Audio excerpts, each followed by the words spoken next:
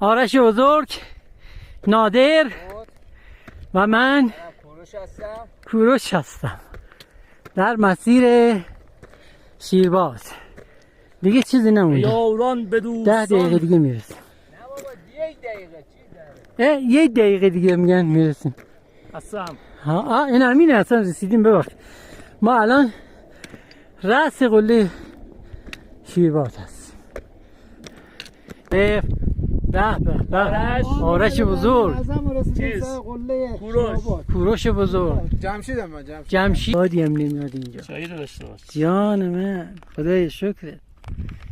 اصلا تصمیم برای آمدن یک سر سوزن نه من نه نادر SMS داریم نمیایم، ولی الان کجاییم؟